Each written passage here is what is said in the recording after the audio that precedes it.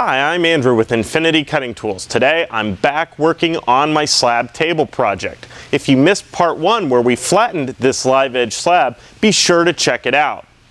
Today I'm going to be cutting my slab to final size and going through all the steps to get it flattened, all the voids filled, and ready for finish. The first step in getting my slab table project underway is to cut my slab to final size. I've gone ahead and spent some time and laid out exactly what parts of the slab I want to keep. I'm going to be cutting some off of each end, and also I'm going to be cutting the slab down to a 19-inch width. This will give me a LiveEdge down one full length of the slab and a small piece over here in the corner. We decided that our table is going to be a long, narrow table. It should work great as a buffet, a side table in a dining room, or even as a sofa table in a living room or sitting room. The first step I need to do is set up some guides. I'm going to be using a 7 1/4 inch circular saw to make the cuts in my slab. This is a full 2 inches thick, so I need to be able to reach nice and deep to make these cuts. I'm going to be using pieces of my planing sled as my straight edge guides for my saw, so I'm going to be getting dual use out of those pieces.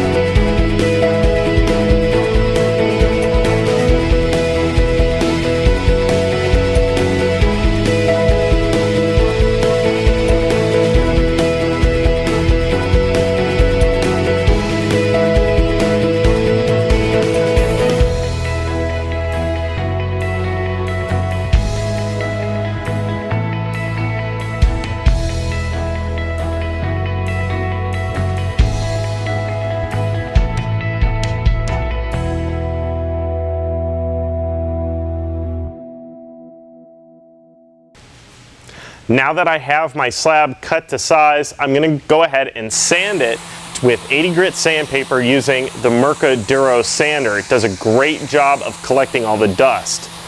Once I have it sanded and smooth with no witness lines from the planing, I'll go ahead and fill any voids or checks in the slab with epoxy to give me a nice smooth surface. After I have the epoxy all finished, I'll go ahead and do the rest of my sanding to get a nice smooth slab ready for finish. I'm using Mirka Abranet sanding discs on my Duro sander. I love Abranet because it's a mesh type paper and it lets dust flow through the paper rather than get clogged up in it. So it lasts longer and also helps improve the dust collection on my sander. Right next to this section of LiveEdge, I have this little piece right here that wants to flop around and potentially fall off. I'd like to keep that in place, so I just put a piece of painter's tape over it, and I should be able to epoxy that in place and keep it there, as long as I don't break it off while I'm sanding.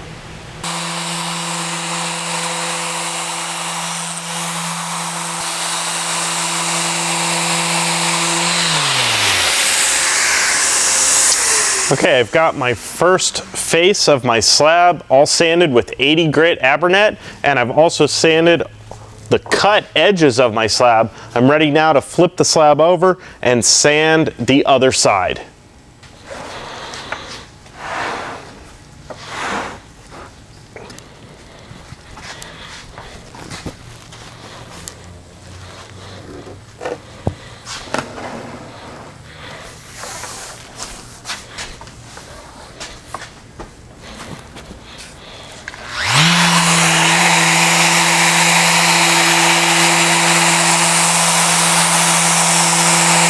One of the reasons I like to do an initial sanding before I fill any voids in my slab with epoxy is so that I can look at both surfaces of the slab.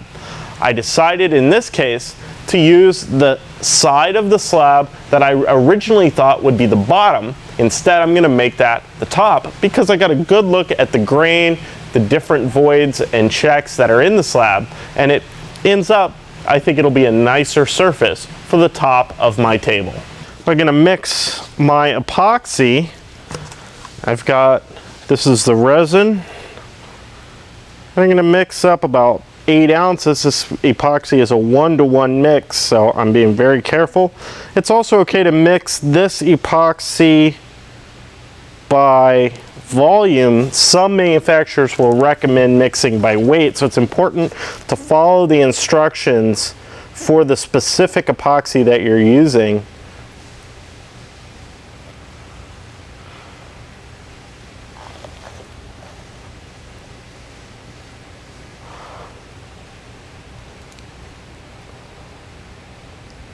There we go.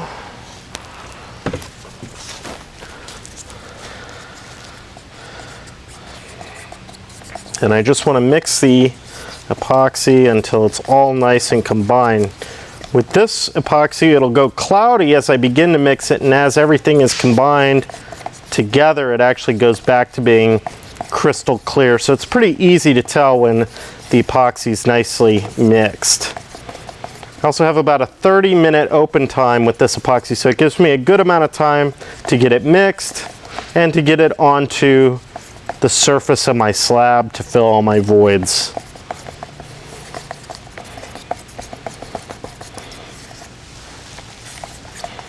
And I'm back to pretty well clear. Just going to mix it for another minute or so. I did want to make sure I don't mix in too much air into the epoxy, otherwise I get a lot of bubbles that have to pop as I pour it. Now that I have a good mix, I've got a bag of some walnut sanding dust, and I don't need a lot, as you can see, and I'm just going to pour that into my epoxy, and this is what colors the epoxy. I like using a sanding dust like walnut or another dark wood because it gives my epoxy a nice natural color rather than a true black, which can have a blue tint. It gives me a nice warm color that looks much more natural as a finished result. You can also see I didn't use a whole lot. I still have almost a clear consistency to it. It's almost translucent. It's not solid in color, and it's also not muddy. This means that it'll still pour and flow into the voids of my slab nicely, but it'll block from looking deep down into the epoxy. It just gives it a very natural look. We're ready to go over and start pouring.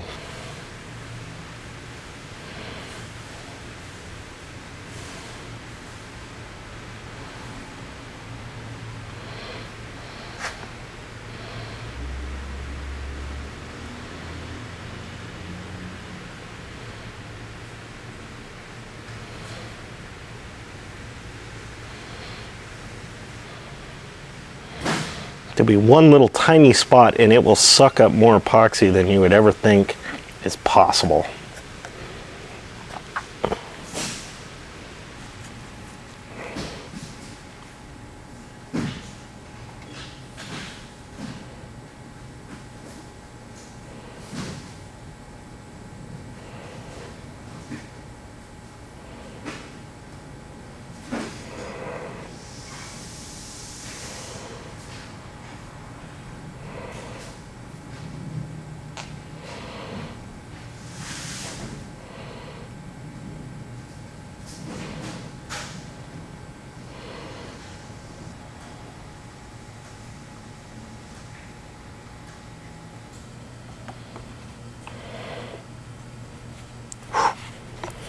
Stuff's getting hot.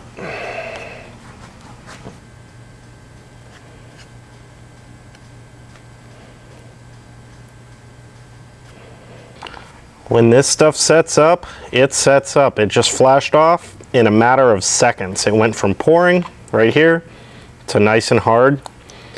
So you'll know when the epoxy begins to set up. That means it's time to stop pouring and let it be.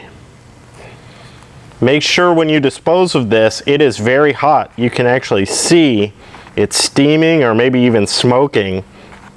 The epoxy is going to get very hot as it cures, so you want to make sure to dispose of this properly. Definitely follow the instructions for the epoxy on how to properly dispose of it. Now that I've done my initial pour of epoxy, I'm using a card scraper to scrape down the excess epoxy, and that'll give me a really good idea of where I still have low spots that I need to fill. By using a card scraper, I don't have to worry about cutting too deeply or focusing too heavily on one area and getting dished or hollow areas in my slab.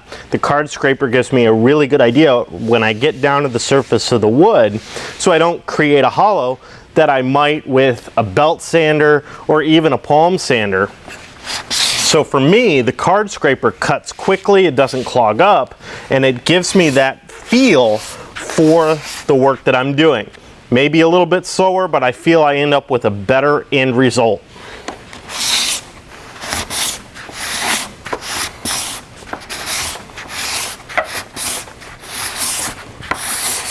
I also don't have to worry about causing tear out in these high figure areas with the card scraper that I might if I was using something like a hand plane.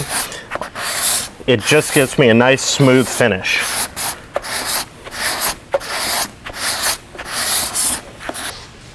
Pouring the epoxy, I want to take my time.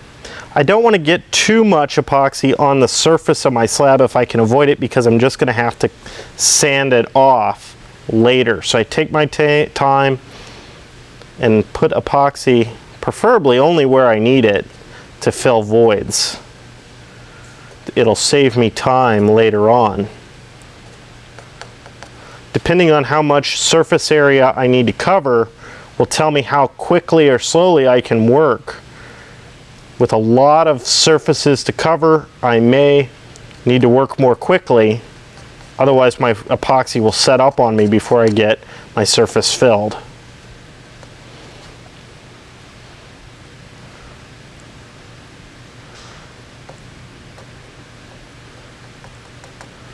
I'm going through, this is my second pour now, so I'm only filling the places that didn't fill entirely with my first pass.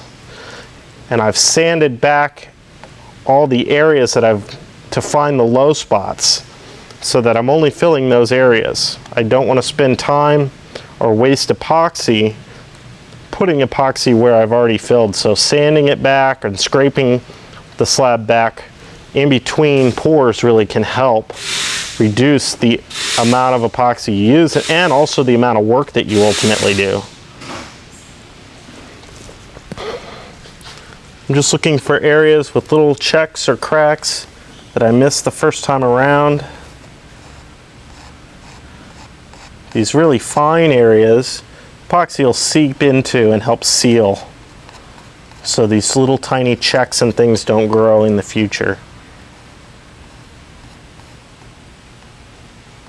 Just using my stick to help me drip the epoxy where I need it, so I don't get excess on the surface.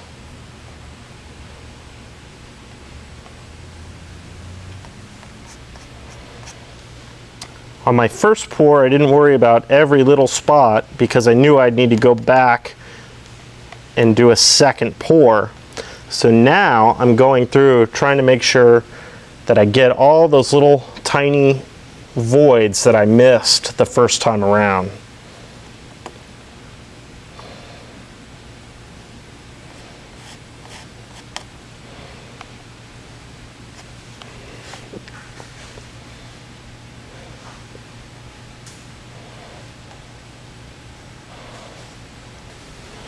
As I finish up this second pour, I'll let the epoxy dry and cure overnight.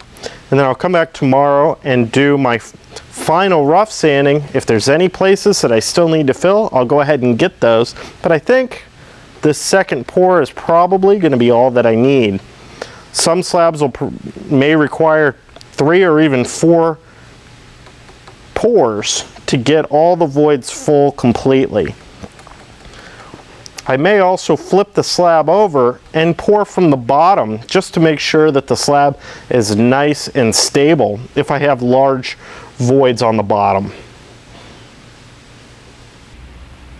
I'm working on shaping the LiveEdge portion of my slab. Started up here at the top, and you can probably see I've really smoothed this down. It was quite coarse originally from just the raw edge, and I wanted a nice organic look to this without being overly coarse.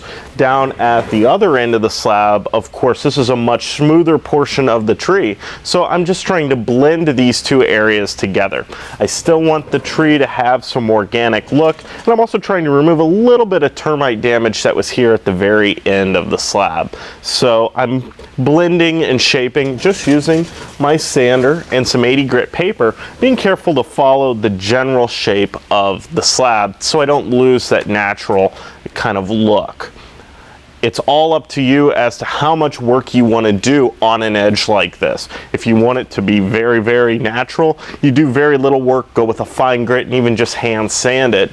Some people even will use a soft wheel in a grinder simply to knock off the loose edges and very minorly adjust. Now I wanted a smooth edge that'll have some nice shine to it when all is done, but still have that organic look. So I'm refining this a little bit more. So this is where your creativity really gets to come into play and let you decide what you want this to look like. In my experience, you just about can't go wrong.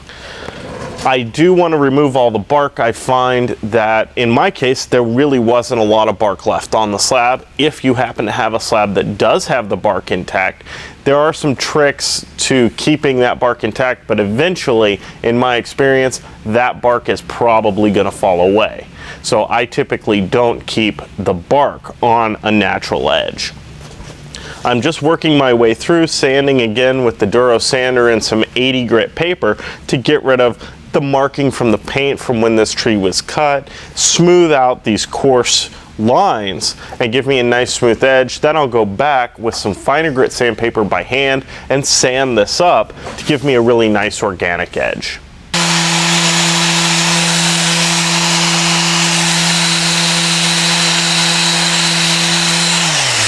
I try to let the slab be my guide. I try to let the low spots be low and the high spots be high. I'm simply letting the slab dictate how much work I do in any one place. This is almost the opposite concept of sanding a flat surface, where you're trying to get rid of any low or high spots and make everything consistent. We're almost doing the exact opposite here, and we're trying to accentuate those highs and lows.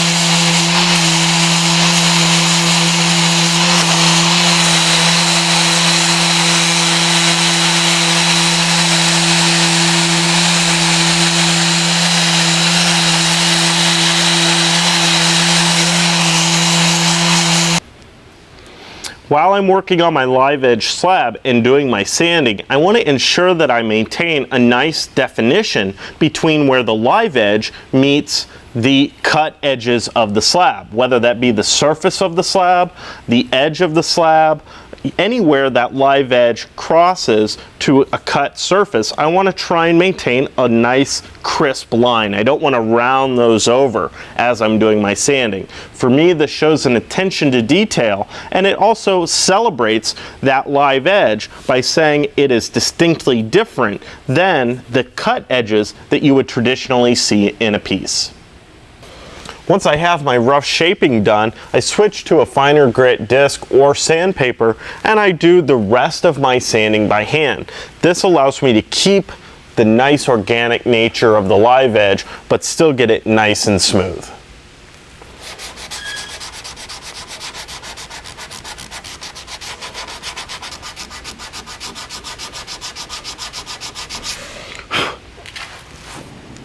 For this piece, I've decided to do a simple 1/8" radius roundover on all of my sharp cut edges.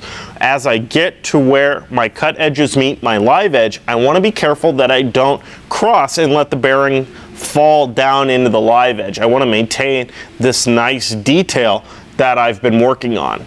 So I'm just going to route up close to that, and then I'll very carefully with a piece of sandpaper round in that roundover to meet into the nice crisp details of my LiveEdge.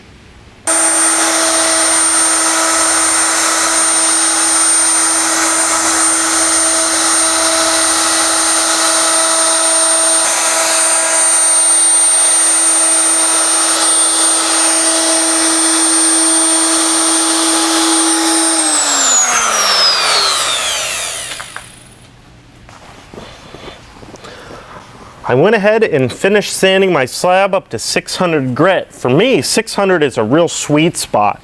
I've sanded up as far as 2500 grit on many projects, but I decided for this table I would stop at 600. That 600 grit for me gives a nice balance between a nice satin sheen to my finished piece when I'm using Odie's oil, and also gives me a really clean finish to my material. It's kind of that spot where I feel like the scratch pattern from the sandpaper is no longer visible to the eye. I'm using a piece of just old t-shirt material to spread my Odie's oil on the surface. I went ahead and mixed the Odie's oil up, so I made sure all the oils and waxes in the finish were nice and mixed. And I'm just spreading the Odie's oil, working it into the surface. I'm going to do 2 coats. The first coat here, I'll work into the surface, let it sit for about an hour, then I'll come back with a dry cloth and buff anything that remains from the surface. I'll let that dry for a few hours, and then I'll give it a second coat and let that dry overnight. Then I'm going to come back with 2 coats of Odie's wood butter in the same method. That has a little bit more wax in it. It's going to help build a nice gloss or satin sheen to my piece with that hand rubbed look. And I'll finish off with a coat of Odie's wax.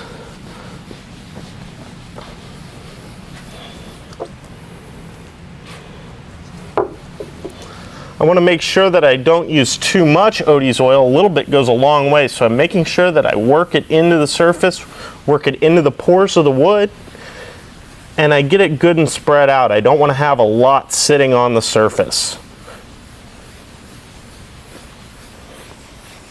I'm just taking my time, working it into the wood. It should give me a really good result.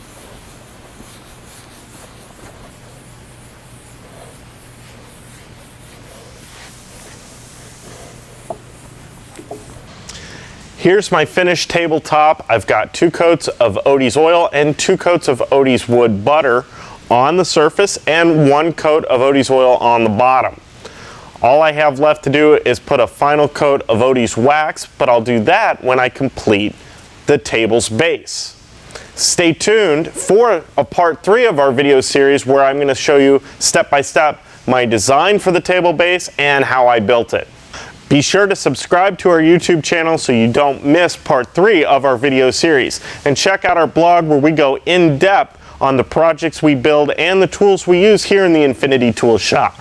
Also, check out our Facebook page and give us a like so you can stay up to date on the latest that's going on here at Infinity Cutting Tools.